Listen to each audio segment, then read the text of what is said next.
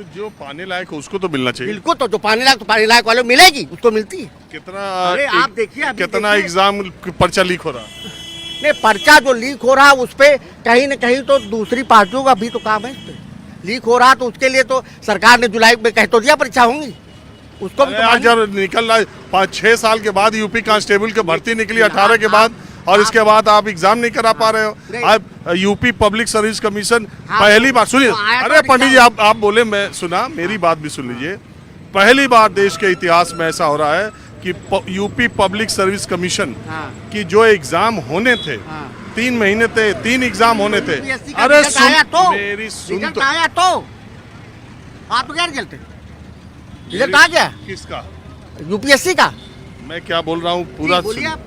Uttar Pradesh public service commission, UPSC का ही तो बोल रहा हूँ मैं, वही तो है। अरे सुनो पंडित जी, यूपीएससी का मतलब तो वही है जो आप बोल रहे हो, वही है यूपीएससी जो आप बोल रहे हो, वही है। 1 मिनट आप नहीं बोलेंगे, 1 मिनट आप नहीं, Uttar Pradesh service commission, 1 minute आप नहीं बोलेंगे, 1 मिनट आप नहीं बोलेंगे, सुनेंगे। यूपीएससी को कहते हैं उत्तर प्रदेश सर्विस कमीशन, वही तो कहते हैं, वही तो मैं बोल रहा हूँ। मैंने कहा आप 1 मिनट नहीं बोलेंगे ना। नहीं बोलेंगे। यूपीएससी को कहते हैं यूनियन पब्लिक सर्विस कमीशन। एक सुनिए, 1 मिनट नहीं, यूनियन ऑफ इंडिया दूसरी चीज हो गई। अरे यार 1 मिनट चुप रह सकते हो पंडित जी, 1 मिनट चुप रहिए। यूपीएससी को कहते हैं यूनियन पब्लिक सर्विस कमीशन, संघ लोक सेवा आयोग। वो दिल्ली में है और वो अखिल भारतीय स्तर की नौकरियों के लिए इम्तिहान लेता है। अब आता है यूपीपीएससी, उत्तर प्रदेश लोक सेवा आयोग, जो उत्तर प्रदेश में राजपत्रित अधिकारी। एक मिनट सुनो, जहाँ पे लिखा हुआ है, श्रीमान जी आप कितना पढ़े, बोले आप बताइए कितना पढ़े आप। लोक सेवा जो आयोग आता है पूरे भारत का होता है, एक राज्य का नहीं होता है। हर राज्य में लोक सेवा आयोग है, हर राज्य में। नमस्कार, आप अपना काम कीजिए। आपको अपने अलावा कोई पढ़ा लिखा दिखाई दे रहा है? आपको लोक सेवा आयोग का मतलब नहीं समझते हो? अरे मैं आपको फिर बता दे रहा हूँ, आप मुझसे बड़े हैं, सिर्फ बता दे रहा हूँ, हर राज्य लोक सेवा पूरे भारत की नौकरी होती है। अरे मैं आपको फिर बता दे रहा हूँ, इसको समझ लीजिए, मैं गलत नहीं बता रहा हूँ। हर राज्य में अपना लोक सेवा आयोग होता है। ठीक भैया, मैंने जो अपने विचार से व्यक्त कर दिए। हाँ, आपसे मिलके हमको भी अच्छा लगा। हाँ जी बताएं। नमस्ते, बताइए, पूछिए सर। मैं तो ऐसे ही सड़क पर चलते लोगों से बातचीत करता रहता हूँ, तो आप सुन ही रहे थे बगल में। अरे आसिफ तुम्हारे पास जा रहे थे आप? आ रहे दादा, थोड़ा काम। इन्हीं के पास जा रहे थे। हाँ बताइए। मैं ये रायबरेली लोकसभा सीट का माहौल क्या है, आम लोग क्या सोच रहे हैं, ये जानने के लिए आया हूँ। रायबरेली तो परंपरागत कांग्रेस की सीट है ही है, तो अभी भी हमें नहीं लग रहा है कि कोई बहुत ज़्यादा इसमें फेरबदल होने के चांसेस हैं। इस वजह से नहीं है क्योंकि कांग्रेस ने पुराने समय में बहुत अच्छा किया है, ऐसा नहीं कि आप कह सकते हैं कांग्रेस ने कुछ किया नहीं। और परंपरागत इस वजह से कह रहे हैं क्योंकि लगातार यहाँ पे जहाँ तक इंदिरा गांधी से लेके, अरे वो तो सिलसिला फिरोज गांधी का है, इंदिरा गांधी का है, और इंदिरा गांधी ने जिसको जीता लड़ाया वो भी जीता है। 1996 में अशोक सिंह भी जीत गए थे बीजेपी से। ऐसा नहीं है कि बीजेपी का यहाँ खाता रायबरेली में नहीं खुला। वो तो एक आधा बार हुआ है, कहीं ना कहीं वो चीज़ें रही हैं, क्योंकि गांधी फैमिली का कोई चुनाव नहीं लड़ा था उस बार। जी। सबसे बड़ी चीज़ ये है कि देखिए,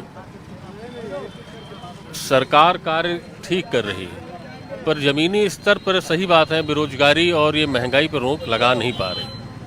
चीज़ें जो महंगी एक बार हो गई फिर वो सस्ती नहीं हो पाई। एक समस्या इन्होंने ये बताई कि हाँ, बच्चों के भविष्य के लेके नौकरियां निकली और उसमें उसके बाद तो कह रहे थे कि आप लड़कों को बुलाइए, इंटरटेनमेंट और इंटरमीडिएट की स्पेलिंग पूछता हूँ, नहीं बता पाएंगे तो जो काबिल लोग।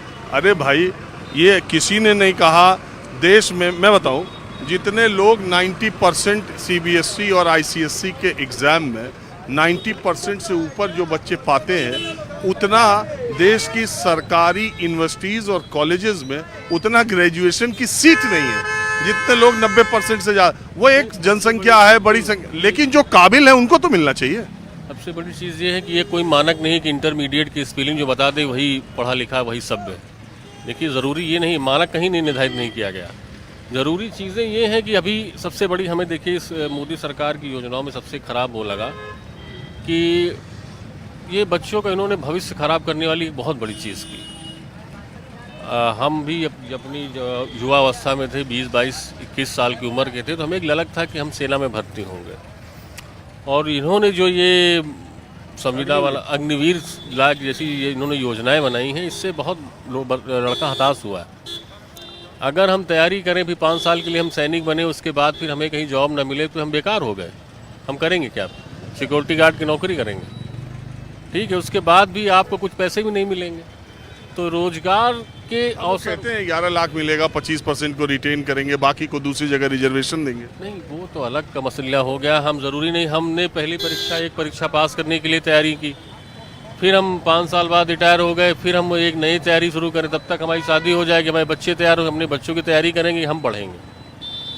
तो एक जो सोशल सिक्योरिटी रहती है, सामाजिक सुरक्षा रहती है कि नौकरी करेंगे तो हम इतना दिन नौकरी करेंगे, उसके बाद हमें पेंशन मिलेगा, हमारे बच्चों का, हमारा बच्चों का भी भविष्य रहेगा और हमारे आने वाली पीढ़ियों में मेरा भी बुढ़ापा सही से कटेगा।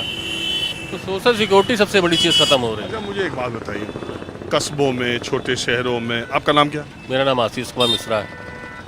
अब जैसे आशीष कुमार मिश्रा है, लोगों को एक परसेप्शन एक दिमाग में है कि ब्राह्मण, राजपूत, फॉरवर्ड कहाँ जाएंगे, ये तो बीजेपी में ही है। एक चीज़ बता रहा हूँ। दूसरा, आपको ये लगता है कि ये महंगाई, ये बेरोजगारी, ये ज़मीन पर इस कदर है जो कि सरकार को बदलने का मादा रखती है? देखिए, बिल्कुल रहती है। मैं एक अगर 500 रुपये, 1000 रुपये डेली कमाने वाला आदमी हूँ, तो मेरे एक बच्चों के लिए जिम्मेदारियाँ हैं, परिवार की जिम्मेदारियाँ, घर चलाना है मुझे, ठीक है। जो मोटरसाइकिल आज से 5 साल पहले 50,000, 55,000 की आपको मिल जाती थी, आज वो 1 लाख, 1.5 लाख से ऊपर पहुंच रही। कितना टैक्स लगा दिया आपने। आप कहते हैं वन कंट्री वन टैक्स। ये पुर्जे बनने से लेके, पुर्जे बनाने के सामान से लेके, पुर्जे बन के असेंबल होकर जब गाड़ी बनती, गाड़ी बनने के बाद शोरूम में जाती, शोरूम के बनने के बाद बिकने, तब तक तो टैक्स है उसमें। एक टैक्स कहाँ है? जब आपकी गाड़ी बनती, जब उसका रॉ मटेरियल आता है, उसमें आप टैक्स देते हैं। जब वो पुर्जे बनता है तो उसमें जीएसटी लगती है। जीएसटी होने के बाद असेंबल होती, तब उसमें जीएसटी लगती है। असेंबल होने के बाद कंपनी में जाती तो उसमें जीएसटी लग, कंपनी के बाद यहाँ पे डीलर के पास आती तो उसमें जीएसटी लगती है, जब कस्टमर को सिले तब जीएसटी लगती है। तो कुल मिलाया कि इतना ज़्यादा चीज़ें बढ़ गई हैं कि वो चीज़ जो 1 रुपए की है, हम तक पहुँचते पहुँचते वो 1 लाख, 1.5 लाख की पहुँच रही है। चलिए आशीष जी, आप रुके, बात किया। अरे बहुत बहुत धन्यवाद। हाँ जी, हाँ। बोलिए। अरे आपसे मिलके बहुत अच्छा लगा, आपका शो मैं रोज़ देखता हूँ, अरे इसलिए मैं जा रहा था तो फिर मैं लौट के आया। अरे बहुत शुक्रिया। मोटरसाइकिल से जा रहा था तो मैंने आपको देखा, तो हम कहा फिर लौट के, अभी चौराहे पर ही होंगे आप। अच्छा, आप ये बताइए कि क्या माहौल लग रहा है रायबरेली का? रायबरेली में तो कांग्रेस का ही माहौल है, अब उसमें इफ्बट नहीं है कुछ। ऐसा क्या है यार, दूसरी जगह तो यूपी में कांग्रेस का ऐसा कुछ नहीं है। वो जो गांधी परिवार की विरासत और ये वो इस बार भी चल ही रहा है क्या?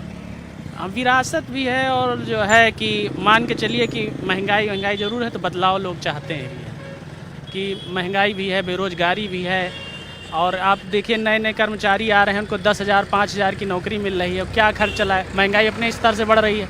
मान लीजिए सरकारी नौकरी वाला है, वो तो अपना खर्चा चला ले जा रहा है, और जो असंगठित क्षेत्र में है, जो छोटा छोटा काम कर रहा है, वो 10,000 से ज़्यादा कमा नहीं पाता, वो कैसे चलाता है, वो वही समझ सकता है। तो ये जो बात आप कह रहे हैं, वो सिर्फ रायबरेली में आपको दिखाई दे रही है या और सीटों पर? नहीं, अब हम लोग यहाँ के हैं तो यहाँ तो वही है। अब आप मुद्दों के आधार पे कांग्रेस के या विपक्ष के साथ हैं, या राहुल गांधी की परंपरागत परिवार की सीट है इसलिए उसके साथ? दोनों चीज़ें हैं। परंपरागत सीट भी है, और एक लोगों का, यहाँ के लोगों का एक अलग लगाव भी है उनसे, हर व्यक्ति का अलग लगाव है। कहा चाचा, राहुल हरी है कि जीती है? अरे साहब, हम लोग तो उस मुल्क में रह रहे हैं जब प्रेम की भाषा हो। हम ये चाहते हैं पूरा देश मोहब्बत अखलाक से जिए और मोहब्बत अखलाक में ही रहे। देश टूटने न पाए, अब कोई बिछड़ने न पाए। बस सरकार कोई भी आए, मुझे कोई फ़र्क नहीं। तो ये हिंदू मुसलमान में तो जमीन पर एकदम प्रेम है कभी ही नहीं रहेगा। प्रेम नहीं है? नहीं, कभी अलग नहीं रहेगा। हिंदू मुस्लिम कौन अलग कर रहा है? अरे सब यही तो नेता ही, ये नेता ना रहे तो सब एक हैं। आप प्रधानमंत्री कहे कि हम कोई रहे प्रधानमंत्री, प्रधानमंत्री मोदी जी कहे हम तो हिंदू मुसलमान कभी किया ही नहीं। हाँ तो हम भी उनके साथ हैं, हम भी उनके साथ अगर इस बेस पे हैं, और लेकिन कोई अलग करेगा उसके साथ नहीं। तो आपको लगा पहले वो ऐसी बात करे हैं? हमें नहीं मालूम, लेकिन जब जब वो एक की बात करेंगे हम उनके साथ बिल्कुल एक है। जैसे उन्होंने धारा 370 खत्म की, हम उनके साथ हैं। 370 पे और क्या, क्यों नहीं, उन्होंने जो है अच्छा काम किया। देखिए सब अपने ही तो हैं, कोई गैर हैं, आप भी मेरे हैं, हम भी आपके हैं। तो 370 पर मोदी सरकार का फैसला आपको ठीक लगा? बिल्कुल। और 3 तलाक पर? बिल्कुल, सिर्फ धार्मिक स्तर पर 3 तलाक खत्म कहाँ हुआ? क्या वो किसी के धर्म में घुस गए? केवल उन मक्कारों के पीछे हैं जो बेचारी औरतों को मुफ्त में तलाक दे देते थे घर में बैठे हुए। तो उनके नियम सही है, लेकिन आप क्या समझते हैं, देश एक रहे, एकजुट रहे, हम उसके साथ हैं। तो मोदी सरकार का काम आपको ठीक लगा? बिल्कुल, मैं मोदी सरकार ने सारी सरकारों के साथ हूँ, कोई सरकार आए। बहुत लोग तो कहें कि मुसलमानों अरे के ये बारे सब बकवास की बातें। मुसलमान किसी का, मुसलमान सबका है, सबसे पहले देश का है, बाद में। नहीं, लोग ये कहें कि मुसलमानों के खिलाफ बीजेपी वाले अरे यार ये सब बकवास की बातें हैं। मुसलमानों बोलते के नहीं है बारे बीजेपी वाले? में। अरे चुप रहो यार, हम लोग फ्री वाले हैं। हाँ, 5 किलो 5 किलो वाले, 10 किलो वाले, राशन नहीं कभी लिया, 1 पैसा का पेंशन नहीं कभी लिया, 1 पैसा का पूरी जिंदगी में सहायता नहीं लिया, लेकिन हम आपके साथ हैं, पूरे देश के साथ हैं।